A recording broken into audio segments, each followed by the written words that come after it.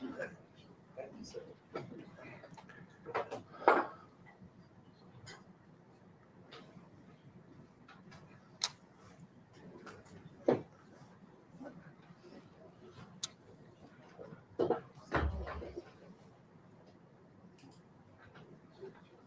there still people outside? I think we're probably here.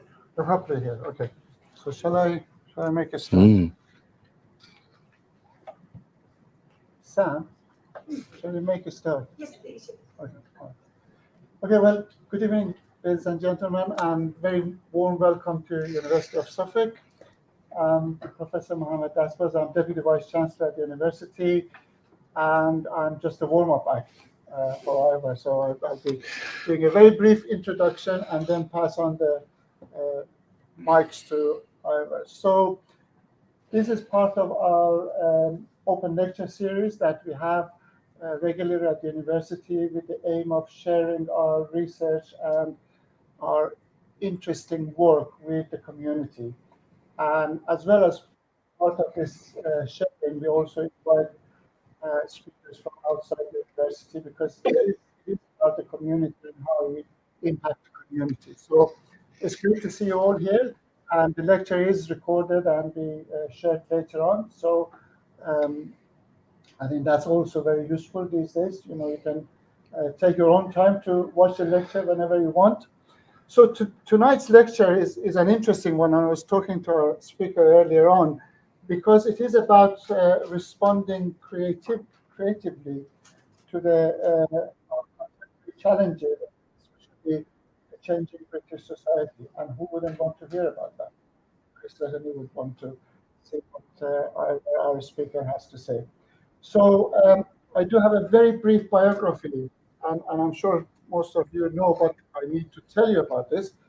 Ivor is the chaplain to Essex County Council, chair of the Essex Inter Faith Forum, and also chair of Essex Mind and Spirit, which is a community voluntary organizations, beside the fact that being the Vice-Dean of Chelmsford Cathedral. And we very much welcome you to university and look forward to hearing what he has to say. One of our colleagues was saying that in your book, for every chapter, you have a pop song. So I don't know whether there are any songs involved in tonight's delivery of lectures or not, but we look forward to your lecture. Thank you. Please, could you welcome Ivor Moody, Thank you. speaker tonight.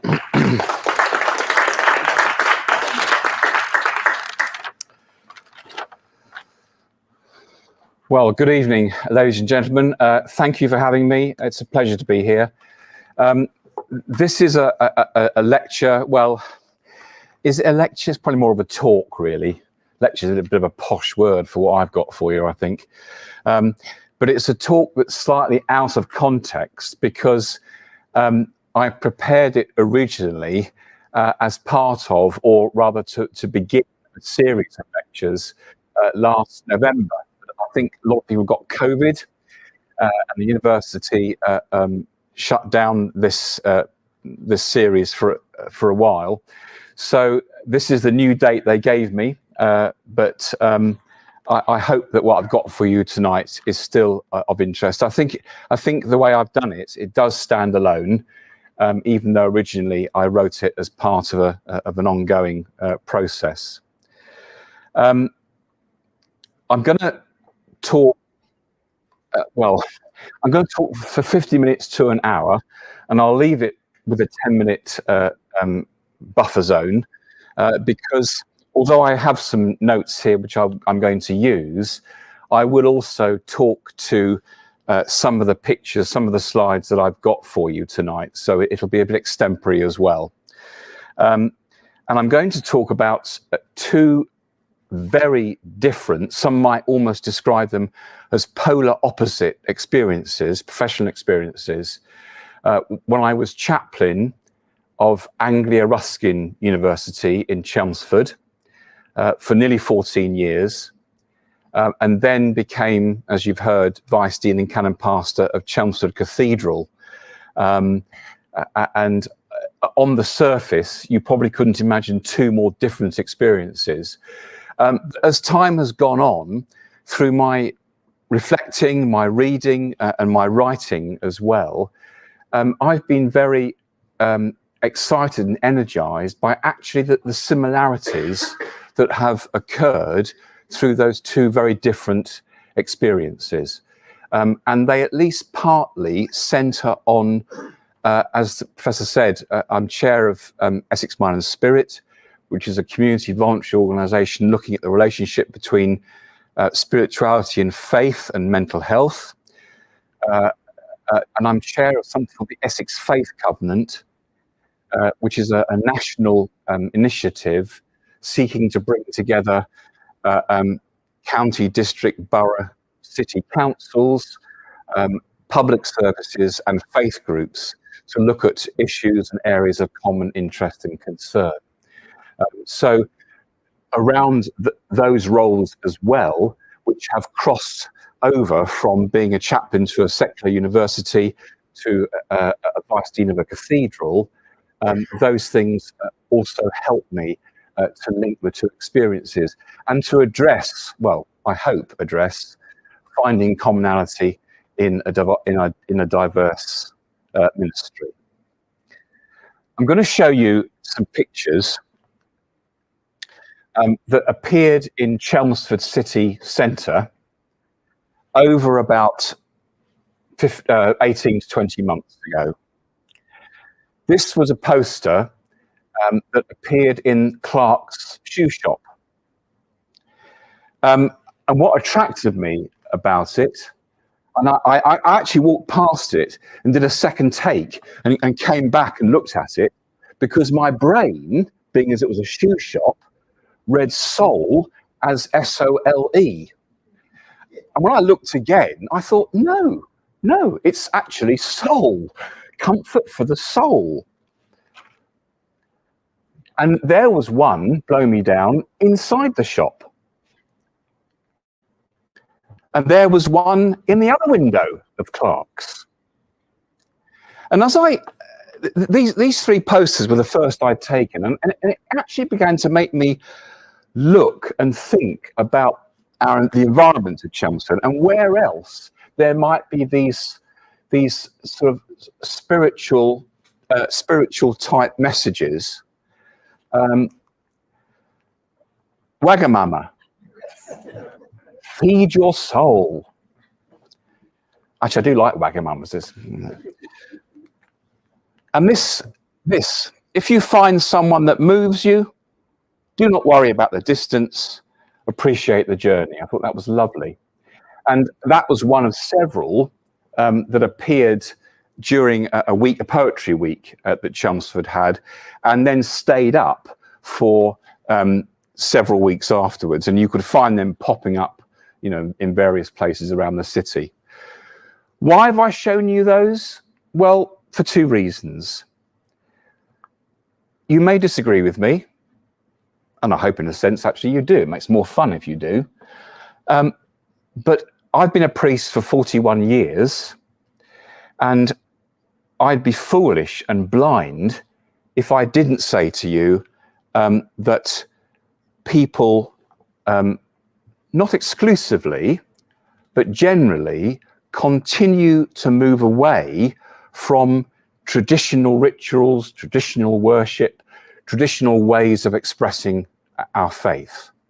And yet, you find more and more pictures like that from secular organisations that seem to be somehow reaching out, trying to find a spirituality in the secular.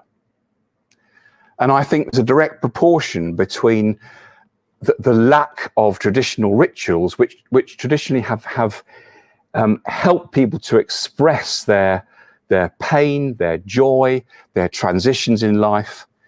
A direct relation between that and people being spiritually hungry, wanting to find other ways in which they could somehow express a faith, or at least a belief in something.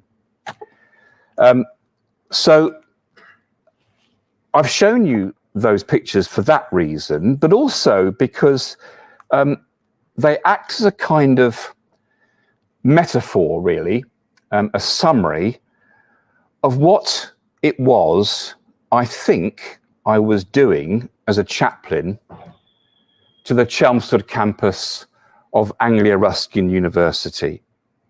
And I came there in 1996.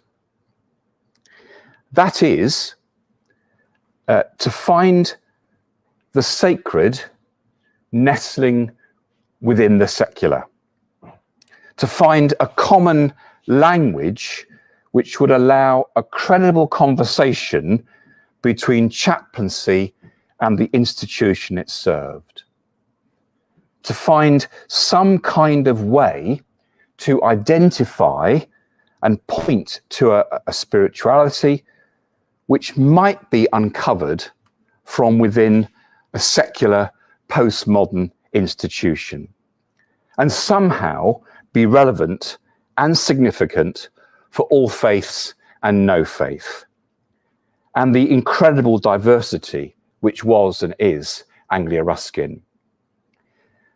I was only the second chaplain appointed. The first chaplain only stayed about 18 months. I think he ran away screaming.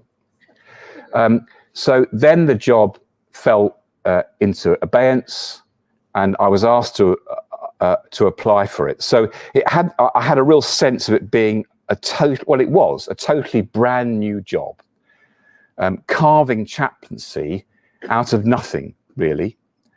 And I always felt that the university was saying two things to me. They were saying, we are sure that we want a chaplain. We need a chaplain here, but we're not quite sure why. And we want you to show us. And that was, for me, that was an incredibly exciting thing, because it was, at the time, really, it felt like pioneering stuff. And walking around the campus today here, there are a lot of similarities between Suffolk and Anglia Ruskin. A totally postmodern, although I don't like that word really, but it'll do, a secular university with no chapel, no religious foundation whatsoever. It used to be a technical college in Chelmsford, the institution. It went to a polytechnic, and then it became a university. And I was fortunate enough to be there in its polytechnic days, when it was called Anglia Polytechnic University. Why it was called that, I have no idea, but it was very unpopular. And then it was changed to Anglia Ruskin University, where it felt like suddenly it had developed into its own identity. And Ruskin, John Ruskin, the Victorian philanthropist, had connections with our other campus in Cambridge, very close associations, and it was decided that the university ought to bear his name. But as you can see, a bit like this place here, I was talking to Sam earlier, who was saying that before these buildings, it was just open land, exactly the same as Anglia Ruskin. And as you can see from the buildings, that it was all, it's all brand new, relatively brand new buildings. And during my time as chaplain, we moved over from the old town centre site, which was the old institute site, polytechnic site, onto what's called the Rivermead campus, and that is now where the university, at least in Chelmsford, resides. And you can see there the student village. This is a picture of the Michael Ashcroft building. Guess why it's called Michael Ashcroft? Because he gave something like 7 million, and he's now Chancellor, or he was Chancellor, I think he still is. The library, and as I say, looking at these photographs and being here today, there's a remarkable similarity between these modern universities. I can't tell you the shock that I had, because for 15 years before that, I was a parish priest. I'd done 2 curacies in Leytonstone and Leigh-on-Sea. I'd then become vicar of Tilbury Docks in Essex before moving up to be chaplain at Anglia Ruskin. And when you're trained in ministry, by and large, perhaps it's not so true now, but it certainly was in my day, you are trained to be a parish priest. There's very little nod to the other kind of secular sector ministries that are available to people like me. So it was natural and expected that I would go into parish ministry. So after 15 and a half years, I suddenly landed on my backside, well, not there, in the old town centre site. And I did not know what had hit me. No congregation, no Sunday morning, no chapel, just 7,000 students, a lot of them part-time, flowing in and out of the place, which was a very mobile, transient community. And I'll be honest with you, I spent the first 6 months quite depressed, because I just thought, I've made a mistake here. Let me tell you something which changed that. In desperation one day, I went up to the student bar. It was called the Placky Bar.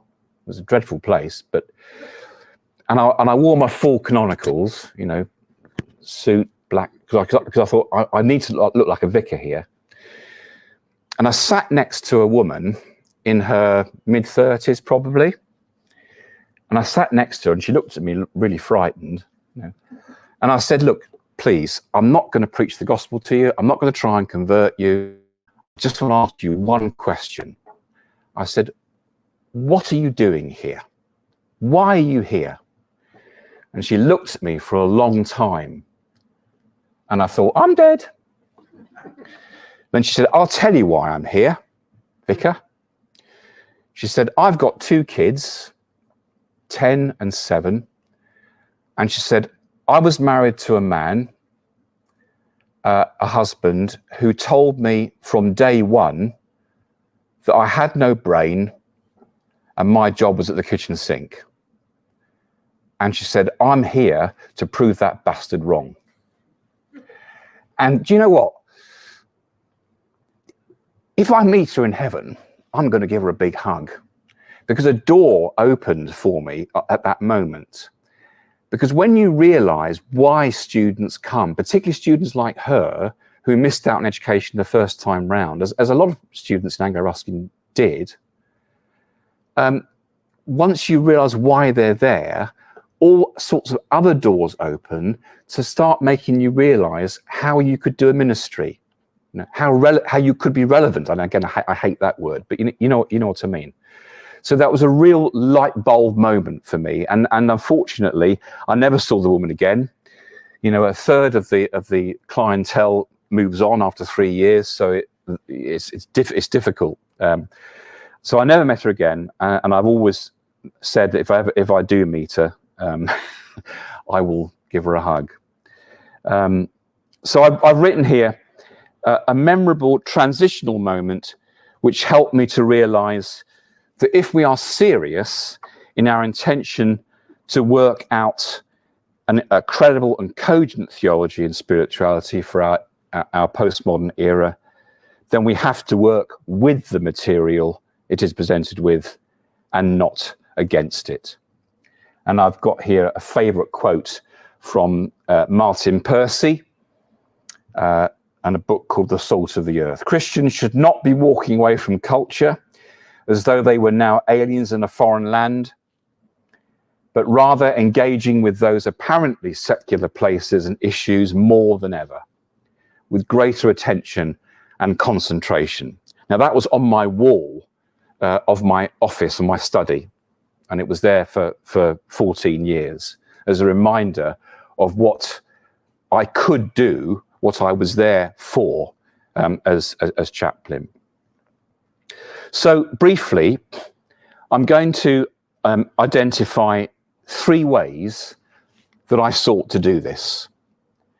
Firstly, through the identification of spaces rather than places.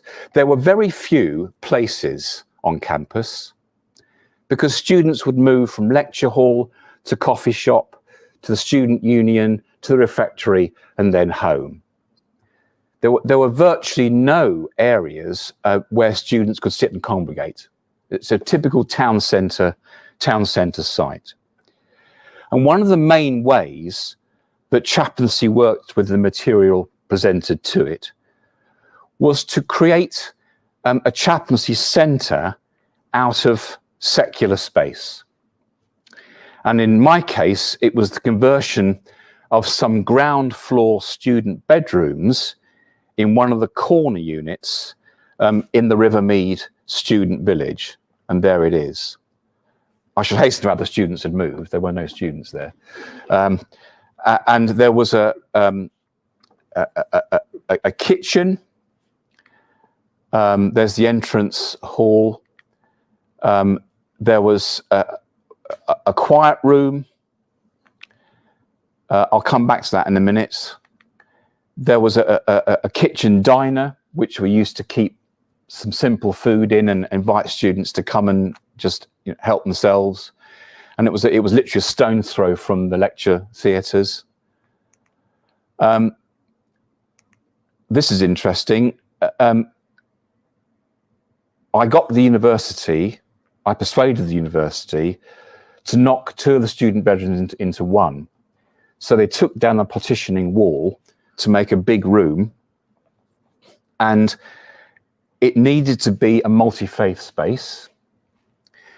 So the challenge was to try and find a very powerful focal point that wasn't going to upset or offend people when they came to use the room for prayer, for quiet, for whatever it was. Those bricks were some of the remains of the old chaplaincy centre on the town centre site when they pulled it down. And I went over there with a couple of the guys from Estates in a big lorry, and we borrowed some of the bricks. As you can see, it's a semicircle. And what I used to do was just invite people, if they came into the room, to write a prayer or an intention or a wish or a hope or a message of despair, and just put it in the gaps in that wall. And if I'd said to students, come and join me for morning prayer, they'd have run a mile. But they actually came, I have to say, in their droves and did that. And they left messages, which I was then able to pick up when I did morning and evening prayer. And it wasn't just students, it was sometimes staff. Really interesting experiment that was. So that was one of the ways, and it was a fairly big way in which that was chaplaincy working with the material presented to it. We were very fortunate to have 4 rooms, and one of the student bedrooms became a Muslim prayer room. One was my office, one was the kitchen diner, and one was these 2 bedrooms knocked into one to create a room where people could come and just read and sit or have their sandwiches or pray. I always saw the chaplaincy centre not as a religious place, but a sacred space. It was a space which nestled between the rather transitional, fragmented student experience and the journeys they were required to undertake. It was a space which jostled for recognition in the midst of hectic postmodern lives. It was a place which spoke not only of silence, of prayer, and of worship, but also hospitality and fellowship and fun.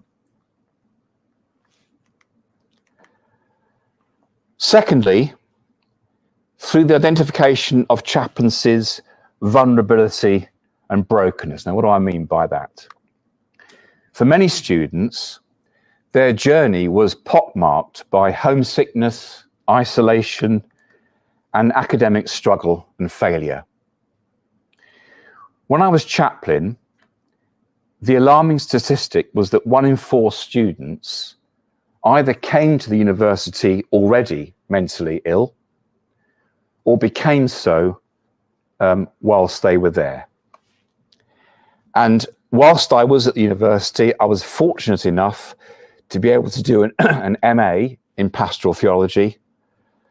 And I wrote this: required to tell its story alongside many others and immersed in a virtual world with many students only contactable through cyberspace and required to minister to a mobile, transient community as they pass on street corners and down corridors, chaplaincy is well used to trying to find new resources and possibilities to relay its message, and to finding that its story often goes unnoticed. It can empathize easily with the frustration and disappointment experienced by many within the institution, and is often one with those who experience bewilderment and pain. That's what I mean about the identification of chaplaincy's vulnerability and brokenness. And I was part of a small team comprised of lecturers, 1 or 2 of whom were ministers in their own right. And if they were here, they would completely echo that. I found the story of the Emmaus Road very helpful. Chaplaincy's experience of marginalisation and struggle to be seen and to be heard on campus, a fellow traveller on the road.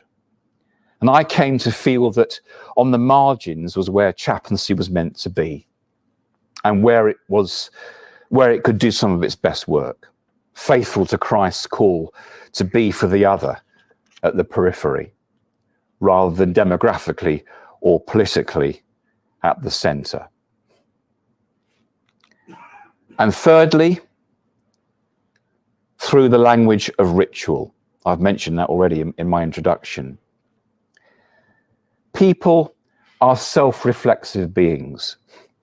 Despite the language of what happens in church being completely alien to so many who were on campus, and my goodness it was, people still need to give meaning and substance to their pleasure and their pain. They still need comfort for the soul. The challenge was to find new ways to say to a postmodern generation, we have an ancient language to describe what you might be going through. Try it and see if it fits. It was to offer rituals, not only, which call people apart to something other, but which can somehow speak to them in the midst of their ordinary and often painful experiences. Robin Greene has described this process as connecting the disturbing ambiguities of human experience with the ancient symbols. So there we are, just a very brief and impoverished and skate really through some of the priorities that I felt I had as university chaplain when I was there. And you might be wondering what on earth I'm doing at a cathedral working as Vice-Dean and Canon pastor. Surely a cathedral is the very antithesis of all that I've described. There it is. There she is. Grandeur, aloofness, a sacred place which does precisely that thing of calling people apart. Edifices of power and influence, buildings of status, which stand not alongside the secular world, but actually over and against it. But you see, for me, actually, the opposite has been the case. The experiences I've garnered and tried to explain at Anglia Ruskin, and the theology of and about chaplaincy I've been able to do, has actually helped me to understand cathedral ministry and look at cathedrals in new ways. Cathedrals can be sacred spaces. Despite all that's been said and continues to be said about cathedrals' timelessness and grandeur and beauty, and even a certain aloofness from the ordinary and the everyday, I have argued that a theology of sacred space and not just place, and it's so important that we distinguish those two terms, is central both to cathedrals' self-understanding and their impact for those seeking faith in a postmodern culture. And of course, one still struggling to come to terms with a global pandemic and its aftermath. I've come to believe that their very timelessness, their very antiquity, rather than standing over and against human experience, well, they could be seen rather as an exercise in walking alongside it. When people, as they do consistently, come into the cathedral, a common opening to the conversation is, oh, I didn't know where to go or who to come to for help, and I was just passing your door. And let me tell you, what I've just said to you is a direct quote from a student who once said exactly the same to me when I was sitting in my converted student bedroom. Oh, I'm so desperate, I didn't know who to come to, and I just thought you might help. When frequently those people ask hard questions about faith and the meaning of life, of course they do, which remind the cathedrals that in direct contrast to their immovability and their presence, cathedrals can discover themselves to be border communities where power and powerlessness square up to each other. Last year, I wrote this. The cathedral's continuous task to make itself heard and understood in an increasingly isolated community makes it a fellow traveller on the road, occupying that same liminal space, sharing the journeys of those seeking understanding and safety for their psychological and emotional needs as they travel between departures and destinations.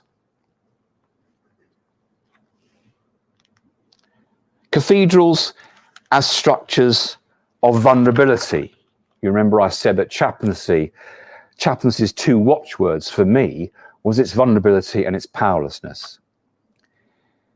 If cathedrals themselves can be seen as border dwellers, struggling to maintain their relevance, then they can empathise with feelings of marginalisation, brokenness, and powerlessness, because that is where cathedrals often find themselves. You might not think so, but trust me, they do. And what is more, it's a vulnerability which goes to the heart of what defines a cathedral. The bishop's seat, from which a cathedral takes its name, the cathedra.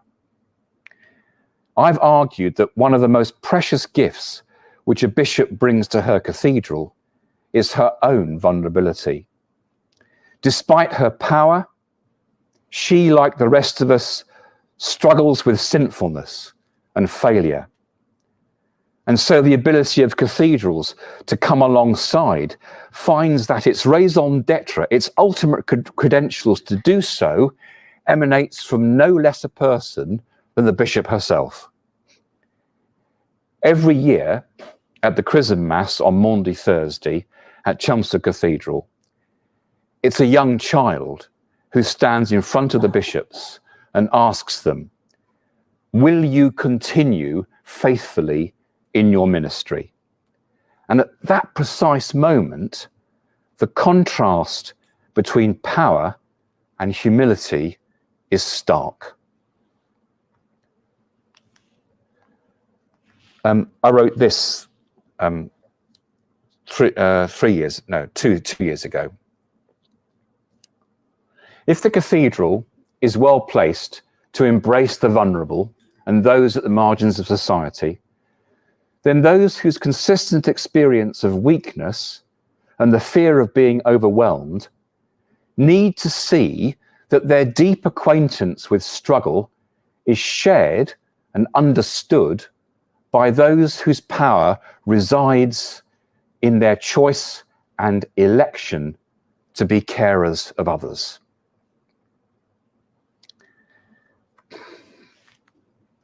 And thirdly, the powerfulness of powerlessness. Rituals in cathedrals are no less important and effective when seeking to connect the disturbing ambiguities of human experience. Drama, for that's what ritual is able to give a corporate voice to loss and to suffering, to joy and to pain. They're often unique in their scope and their outreach. One-offs, tailored specifically and carefully to particular causes and concerns. And they can be dramatic expressions of those hard questions we identified earlier, which might otherwise find no adequate means of expression. I'm chair of the Mid-Essex Inter Faith Forum, as it's called, and the cross-cultural work I did through the chaplaincy and the chaplaincy centre at Anglia Ruskin, and which I brought with me to the cathedral, our experience there has been such that ritual has embraced that very diversity. I mentioned earlier, which was such a feature of campus life. On such occasions as remembrance, civic services, and even at Christmas, different faiths' participation in rituals has given voice to that which unites us rather than that which divides us, and consequently enriched and deepened dialogue and understanding. As such, they are able to be that sacred space for a particular space in people's lives, which may speak of change or transition, celebration, bereavement, brokenness, whatever it is. And let me say something else about, this is the point where I can talk a little bit about the Essex Faith Covenant and Essex Mind and Spirit, both of which are multi-faith and no-faith experiments, projects. I'm not going to talk about what they do in this lecture, but I'm just going to say that as chair of both of them, whether it's round the table or whether it's virtually on Teams, and it's more on Teams than not now, I always, a bit like when I sat next to that woman in the bar, you know, in the plucky bar, I always wear my canonicals, my collar, because I believe that does two things. It invests Christianity, which is my faith, with an interest in and a concern about what other faiths, groups, individuals, public services are doing about issues which unite rather than divide us. And it also sends a big message that this is important for the cathedral. This is part of the cathedral's multi-faith, other faith outreach. And it's centered around those three things, around sacred spaces, around cathedrals as structures of vulnerability, around the sense of powerfulness through powerlessness. And I do believe, and I hope I'm not wrong in this, but I do believe that that sends a powerful message, to others who would gather around that table who do not share my faith, but who share my concern for society.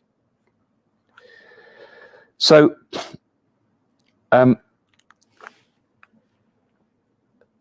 here's a few rituals, the cathedral rituals that I'm talking about. In the pandemic, in the summer of 2021, we held a garden cafe in the grounds of the cathedral. It was a liminal space positioned next to a public footpath, offering passers-by a cuppa and a chance to sit and chat. An extraordinary number of people stopped, and a range of stories of loneliness, of isolation, of unresolved grief were poured out, directly or indirectly, as a result of COVID-19. And they came from all sections of society and all faiths and no faith.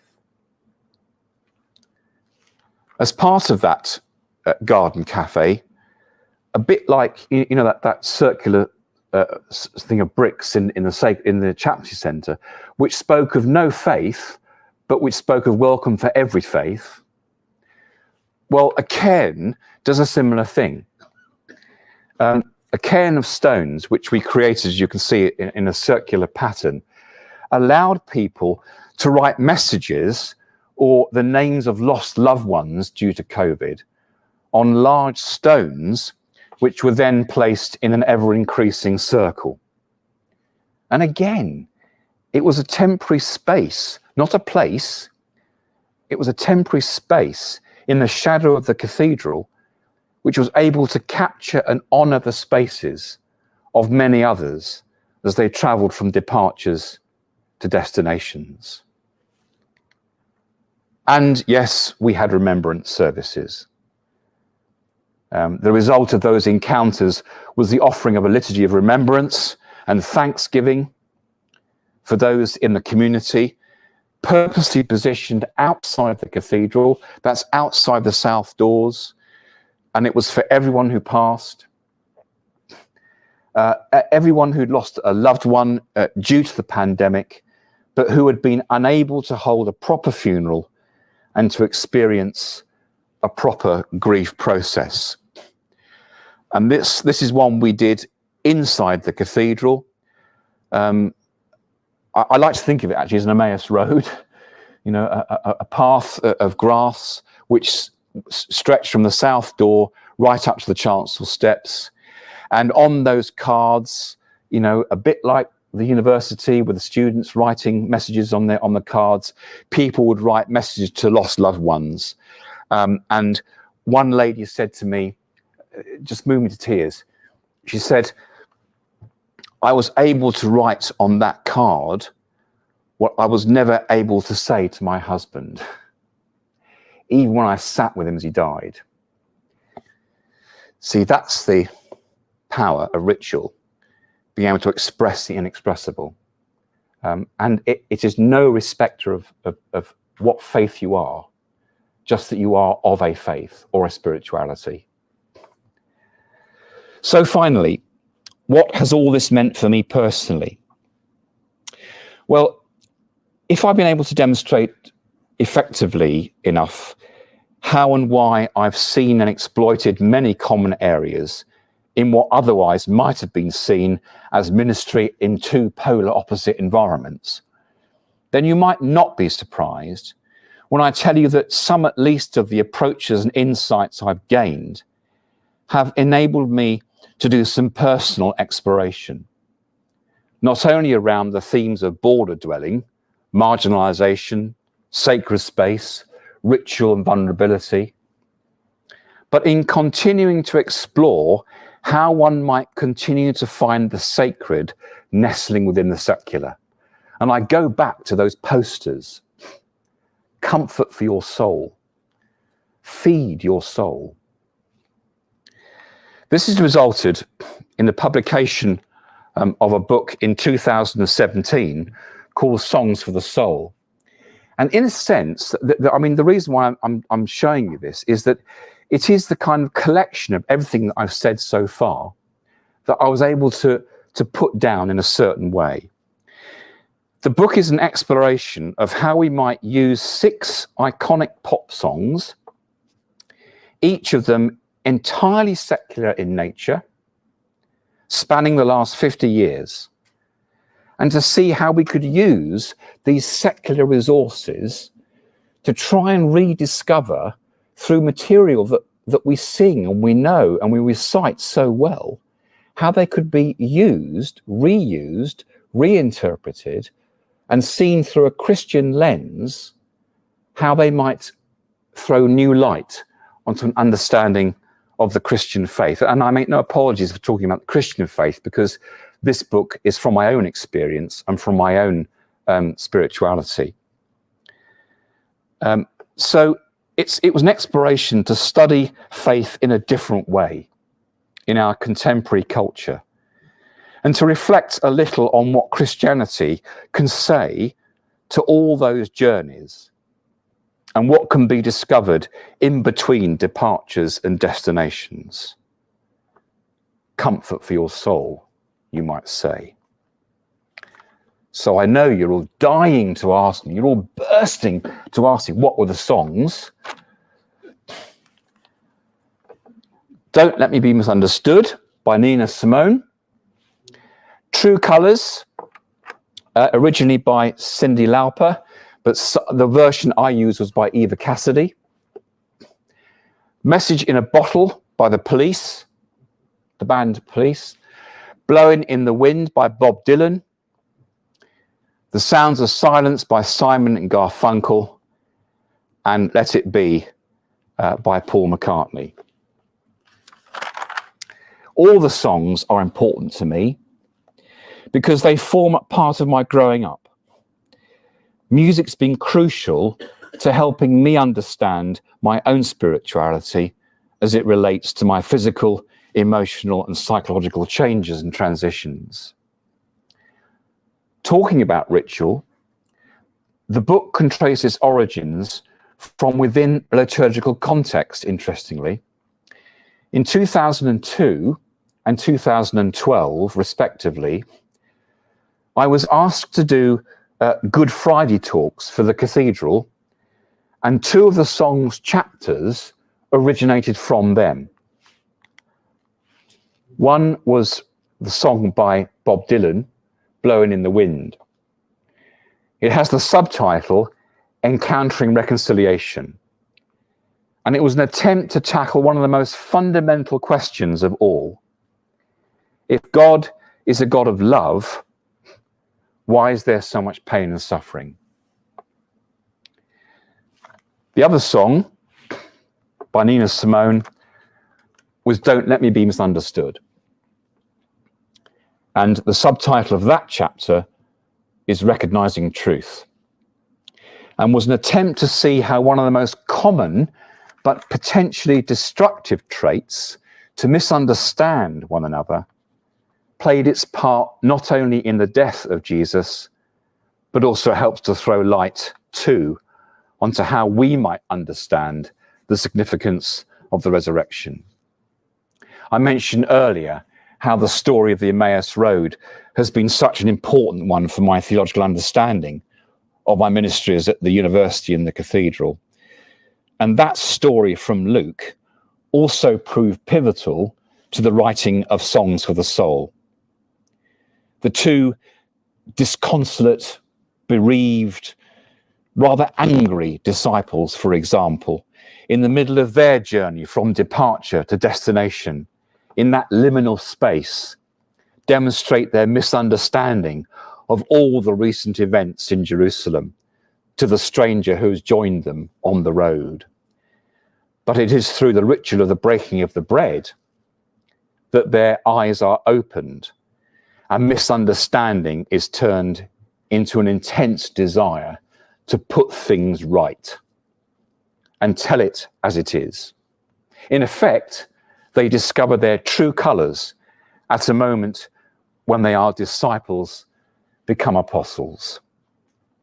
So the writing is peppered not only with stories and anecdotes from my ministry as a priest, but reflects some of the insights and perceptions gained from my experiences both as a university chaplain and as a Vice-Dean and Canon pastor of an English cathedral, which I've tried to show you through this lecture, about trying to find through the ordinary, often painful experiences of life some clue to the reason for and the power of belief and faith, and how the songs featured in this book might speak to and interpret some of those contexts.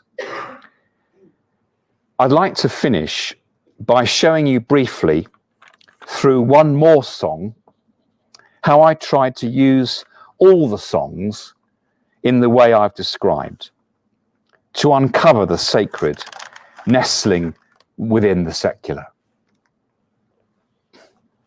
The band The Police sang about a message in a bottle, an act of desperation from someone intensely lonely who wants to end his loneliness. This powerful image and concept allowed me to devote much of the chapter into an exploration into prayer, and how our prayers can often be like messages in bottles, thrown towards heaven, more in hope than expectation, because they are prayed through a prism of loneliness, of vulnerability and brokenness. R.S. Thomas describes them as prayers like gravel, flung at the sky's window, hoping to attract the loved one's attention. Fundamentally, though, I argue that this song, like all the others, speaks ultimately about Christian hope. And perhaps not just Christian hope, although the book is written within the context of a Christian faith, but hope for all people of faith. Walked out this morning, don't believe what I saw. 100 billion bottles washed up on the shore. Seems I'm not alone at being alone. 100 billion castaways looking for a home. That's the verse in Message in a Bottle that turned it around for me. So I'm going to finish by reading you just a little passage from the book. I have never thought of heaven as a kind of fairy tale utopia, but it might not be unreasonable to imagine it as a shore that is big enough and safe enough to absorb people's pain. A place where hope and joy is communicated through the promise that we are not alone. So a song which speaks of an all too common human experience points us to another unseen dimension to our lives.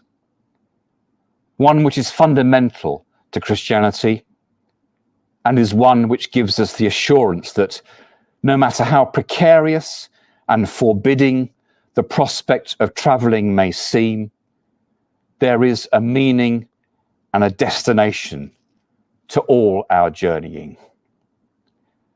And my profound hope for that book was that in our postmodern secular society, that book might offer a little comfort for the soul. Thank you.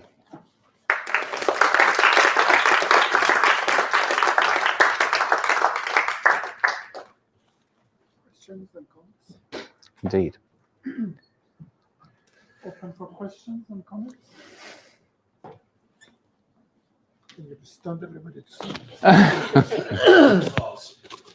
If your sacred space or place was so unique and important, why is it that every single parish church and every single cathedral in the whole of England was closed to the public during COVID? I thought it a disgraceful act of rejection. The places are big enough to cope with any single person or gathering. I just could not understand the logic if it was the Bishop of London that achieved that, what recourse does anyone have to show them that it should never happen again? Yeah, I absolutely agree. I totally agree. And I can only speak for Chelmsford Cathedral, but we obviously had to close. We were forced to close, but we opened up before most other cathedrals did, and before many parish churches did. And we had a consistent stream of people, yes, wearing masks, some of them wearing gloves, some of them very cautious and timid, but who nonetheless came in, even when the government was still saying, you know, you can't meet more than 2 people in a room, or whatever it was. And all I can say to you is that we were appalled at the cathedral. We didn't want to close. And it was actually, because it couldn't be a place for worship, because we couldn't do anything structured for so long, to me, that meant that it was more of a sacred space than ever, because it was just somewhere people could come into finally to sit and to listen to music, to make their prayers, to wander around and do whatever it was that they could do.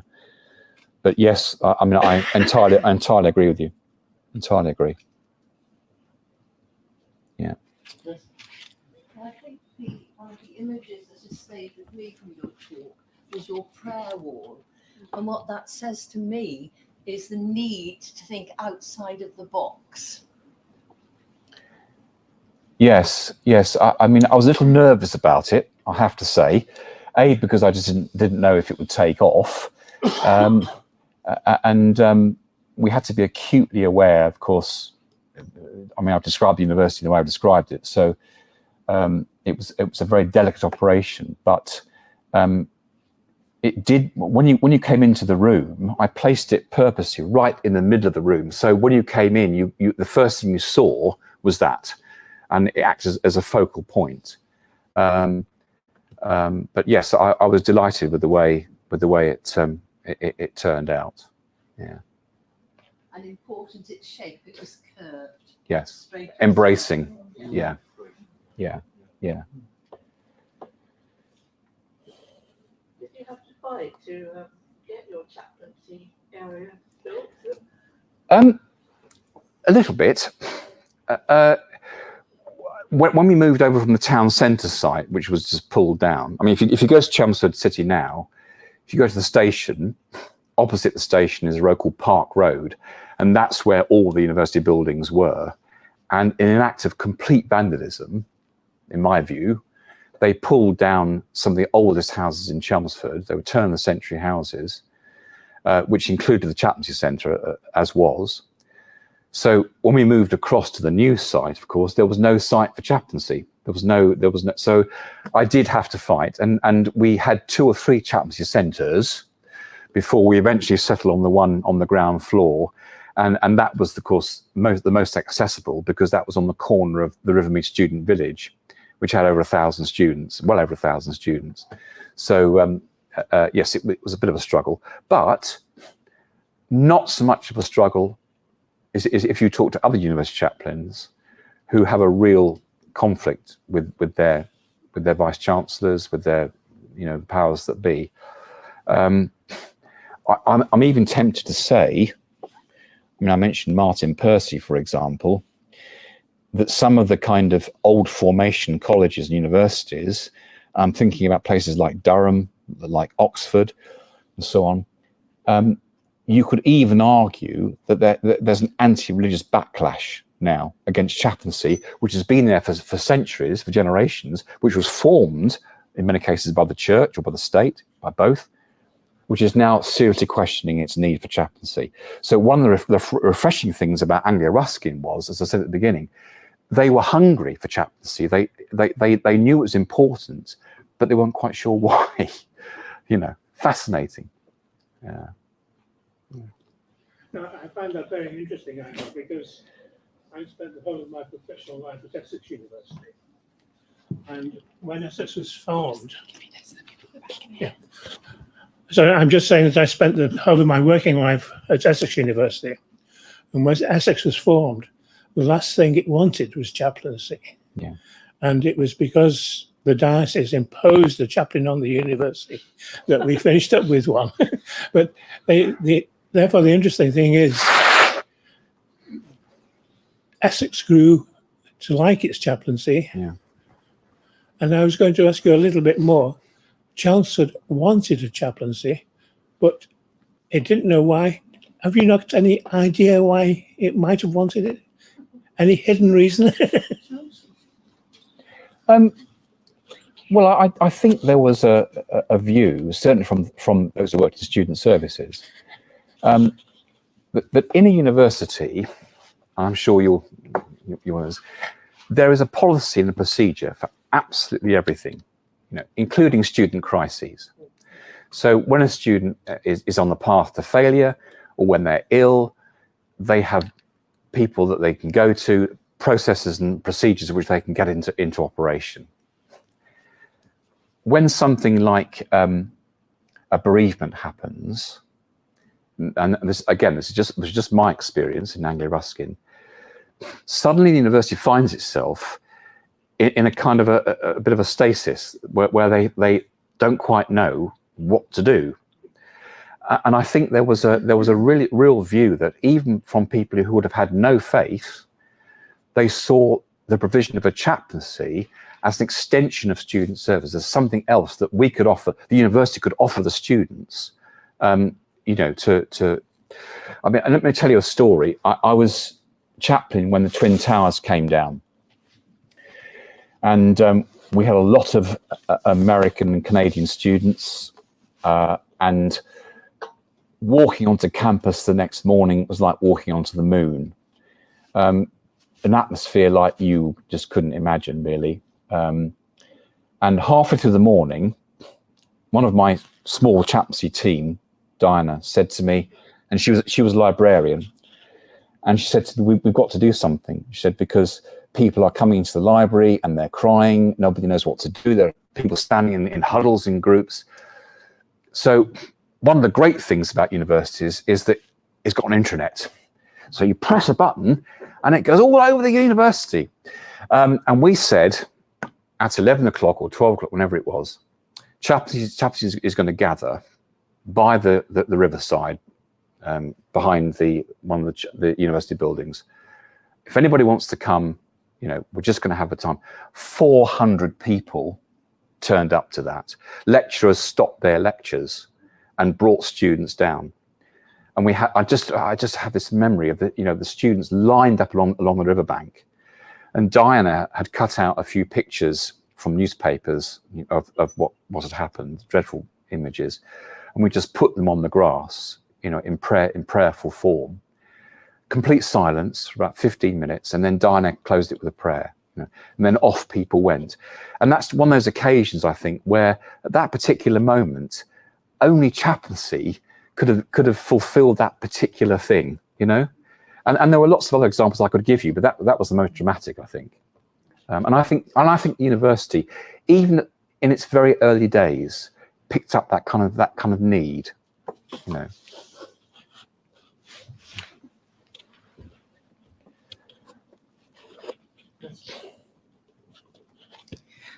It may sound a bit obvious, but I was thinking about explaining what you've been talking about to my son, who has an interest in this field. And I was thinking, I don't know that I could quite explain what you meant about the difference between places and spaces. It might probably is very obvious to you, but could you give me some sort of definition of the differences? Of course. I mean, within the context of this talk, I would simply describe spaces as areas that exist between departures and destinations, so that a place is where you would go specifically for prayer, for worship. A space is somewhere where faith can meet you and not interrupt you on your journey, but through that traveling, create a little space where you could explore what was going on in someone's life. So geographically, not somewhere where you would go, but somewhere where you find yourself, if that makes sense. And that would be a time location as well. Yes, indeed. Yeah, yeah. And I think for my own thinking on that really came from the frustration that I found at Anglia Ruskin, particularly in the early days, you know, of not having a chapel or a religious centre or whatever it was, but actually having to do street corner ministry. I mean, Martin Percy's wife, Emma, was chaplain at Cambridge when I first started. And I remember ringing her up in tears one morning in my first terrible 6 months and saying to her, look, I just do not know what to do. And she said, right. She said, are you wearing a dog collar? And I said, yes. She said, dress like a vicar. And she said, go and stand where the most students pass on that campus. And it was actually outside the student union, near to the refectory. And I remember I just stood there, and I stood there day in and day out. And believe me, that was so hard. You know, because you got everything from outright taunts to studied indifference, really. But it kind of worked, because it made me realize that I had to go where they were. There was nowhere for them to come to find me, you know. And that was the whole concept of space and place for me.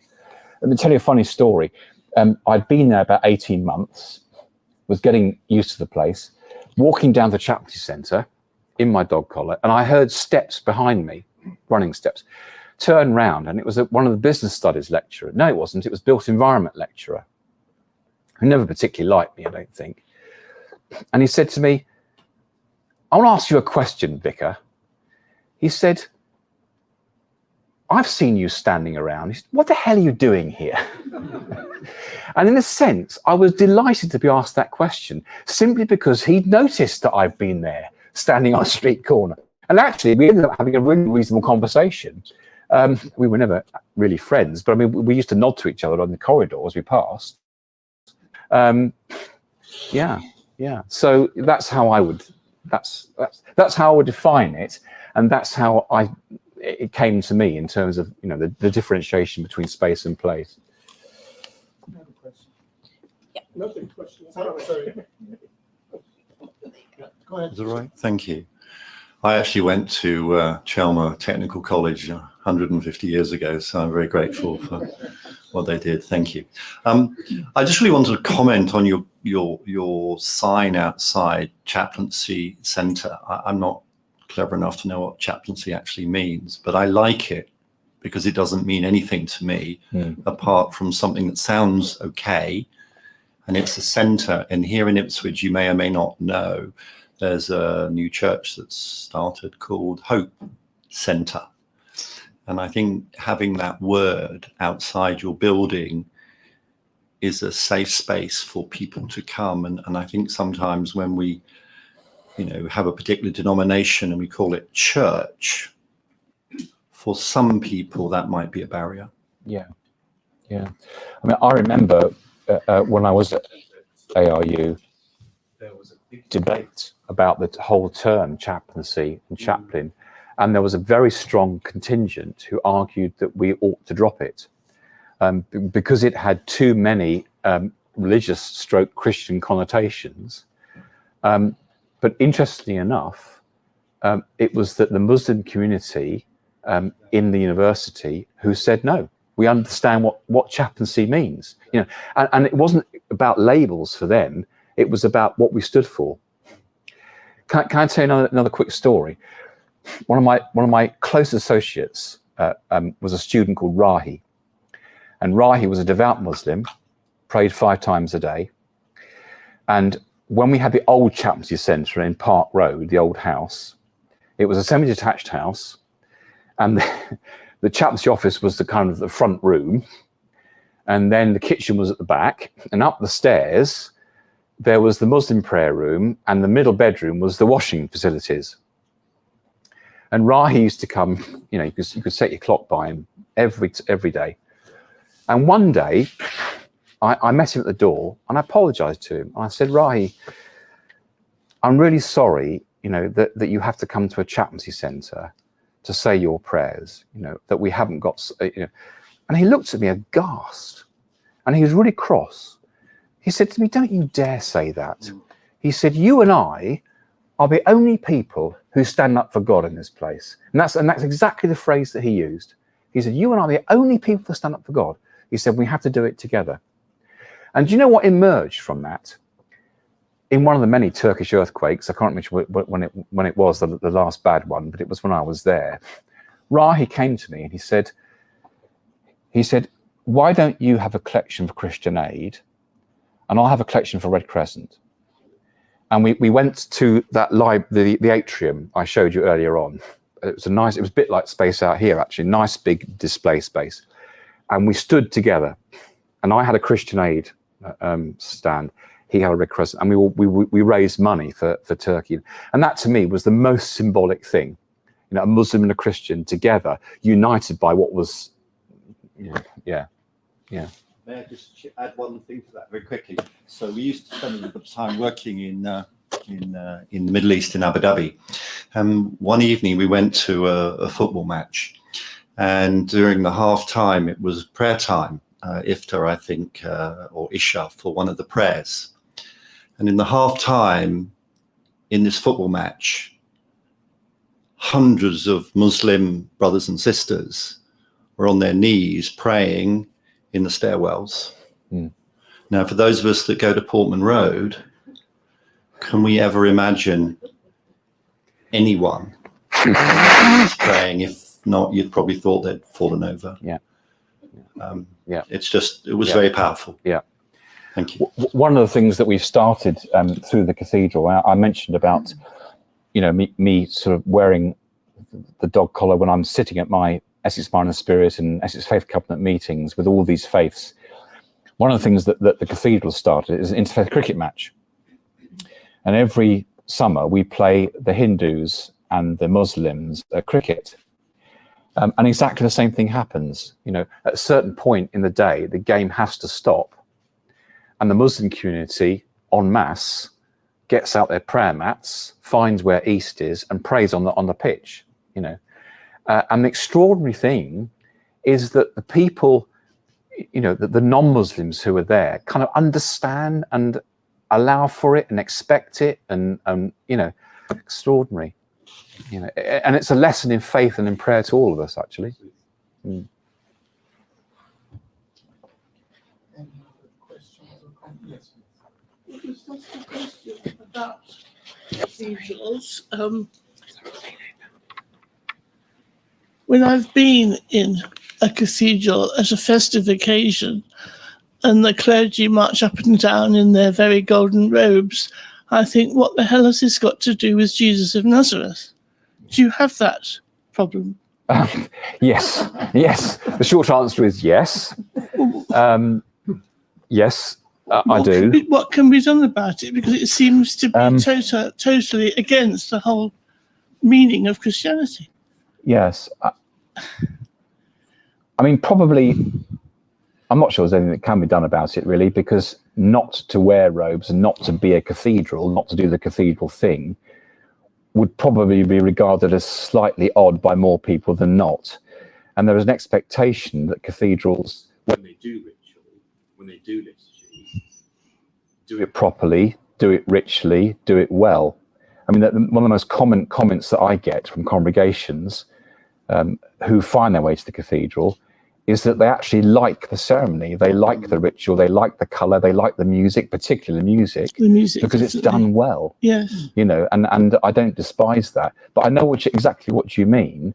And just now and again, when I'm processing around, with my cope on, there's sometimes a sense of unreality and detachment from it, where you think, well, but I suppose I've been cathedralized, really, which sounds painful. Yes. And being at a cathedral, there is a sense that is what you do, and that is what cathedrals are for. They're what they're about. Is it a Roman inheritance? Yeah, it is. Yeah, it is. I mean, a lot of the vestments that we wear are from Roman origins. Mhm. Yeah. Can I do an extra one? On behalf of King Charles and Westminster Abbey and the business of the involvement of members of faith communities, I don't know about Westminster Abbey, but do cathedrals feel confident to break canon law to be hospitable?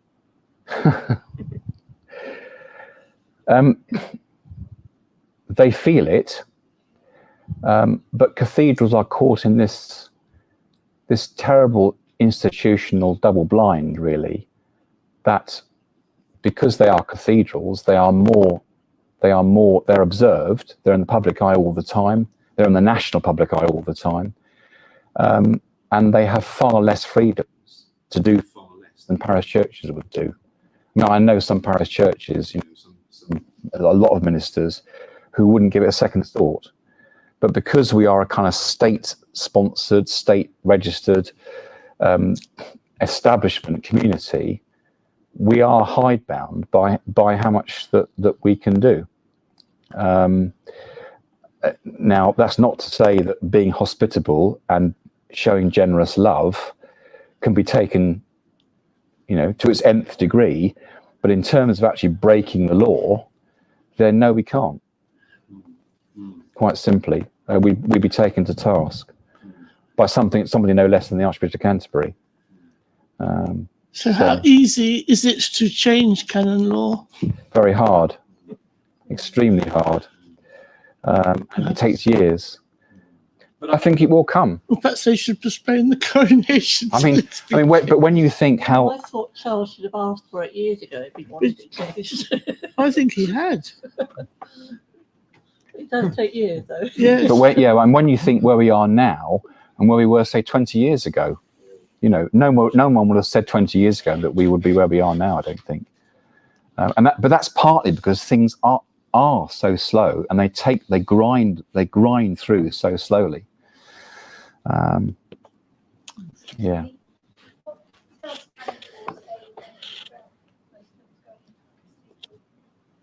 Well, presumably we're talking about the gay issue, are we? That's one of the things you're talking about. I was talking about the fact that Charles wants people of other faiths to be able to participate. Yeah. Read the prayers, isn't it? And it's against canon law for other sacred books, apparently, Oh, right, to okay. be read.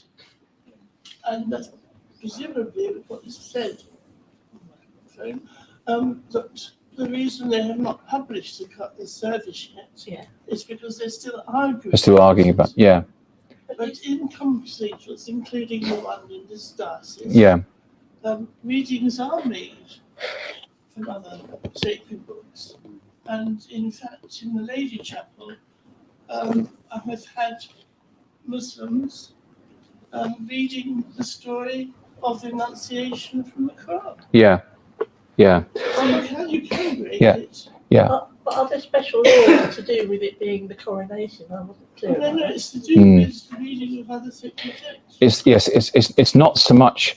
In Chelmsford Cathedral, we have encouraged other faiths to give both non-religious and religious readings, civic services. I mentioned in my talk about remembrance civic services, and we've had people like Sidra, a very very active Muslim lady who works with us a lot. Actually, she's my secretary for Mind and Spirit. She's read from the Christian scriptures. What the sticking point, I think, is not being able to read from the Quran at a Christian service. Now, whether it does happen, yeah, but I doubt whether we would be able to do it. We have to take our guidance from the powers that be, and we've certainly, again, taken it to its nth degree. We've even got Hindus and Sikhs and Muslims and Jews to pray their own prayers at various services. They've had to be looked at before being prayed, because there are Christian sensibilities around, obviously. But certainly the interfaith community that I work with, in Chelmsford are very sensitive to that issue, and we've never had a problem with them reading their own prayers and liturgies in a Christian service, and indeed attending a Christian service. Yeah, so I mean, it doesn't answer your question, but it shows where we are at and how far we can go at the moment. Okay. One last question. Is the power to be the king himself is head of the Church of England? Sorry, yes. Isn't the power to be, as you're saying, the problem is that the king is head of the Church of England? So, you know, he can make a decision, surely. Is he ever the Archbishop? Yeah, I mean, he years ago, he made it very clear, didn't he, that if he was ever king, he would want to be known as defender of faiths rather than the faith. So it was clear from very early age, early period, that was what his intention was. But I suspect, I don't know. I mean, who am I? But I suspect he has come into conflict with some very strong Christian sensibilities, as there is, of course, about the gay thing, you know, where some people are completely and utterly intransigent. And whilst one wouldn't think so, and one would hope this wasn't the case, there are some people who are very anti other faiths, particularly when it comes to state registered occasions. And after all that I've said today, you know, I particularly find that abhorrent. But it's nonetheless, it's the case. So I would think even the king himself is hidebound by the sensibilities that surround him, as is the Archbishop of Canterbury, of course, as well. Can I offer one final word? I don't agree with the speaker asking questions about acceptance of other faiths in the cathedral. We had our annual justice service the other week, where you had all faiths offering prayers during this service. We had Gurmat Suale from the Sikh. We had, I can't remember who it was, from the Samaj or the Mandir for the Hindus. We had Mr. Sugarland, who is Jewish and gave from the perspective of the old text. And we had the Imam who was turning up. So I'm not entirely sure that I agree that it's excluding others. In fact, I go to all the other faith groups, and I found them very welcoming to me, offering me a great deal of comfort when you go to the sort of Argyle Street Mosque, if you go to Bond Street Mosque, and if you go up to Brantford Road, Gurdwara. So I would like to support the actual interfaiths of Ipswich and the county. Whether or not it works now that you've lost Stephen Cottrell down in Chelmsford is another matter, and whether or not the church ever resolves itself, like Pope Francis, who has totally screwed up the entirety of the Catholic teachings of the decade that we've had with our own primates, Welby and Francis, has been an utter disaster. So we're losing our traditions with these people who are doing this. Yeah. Now to take the Christian fathers into those holy places and read from. Well, I've never tried, so I don't know. But I don't think at the coronation that the people of all faiths won't be there and be welcome. I think it sounds, but no, it sounds like the sticking point is actually reading from anything other than the Christian Bible. Yeah, I mean, I agree. I mean, I can equate with that because it's certainly our experience in Chelmsford that the other faith groups are very welcoming to us. But, I mean, the dean, he's moved on now, but our dean was invited at one point to take part in Friday prayers at the mosque and to preach. we're invited regularly to the Sikhs. The Sikhs actually are interesting. They're a very new community in Chelmsford. There's only 60 of them, I think, at the moment, and they meet in someone's house, and they converted the back of the house into a little temple, into a gurdwara, and we meet there once a month for the monthly celebration. So, yeah, that's certainly our experience too, and they're interested in us. You know, they want us there. They want. There's this incredible sense of a commonality, you know, of faith shared that extends beyond and above borders and boundaries, and that's certainly been our experience in Chelmsford. I don't know whether anybody else, you know, it'd be interesting to see if anybody else had that experience, but yeah. Well, on that happy note, thank our speakers tonight again. And, thank you for coming. Can I just say, I've got a wife and 4 kids to feed. So if you'd like a copy of the book, I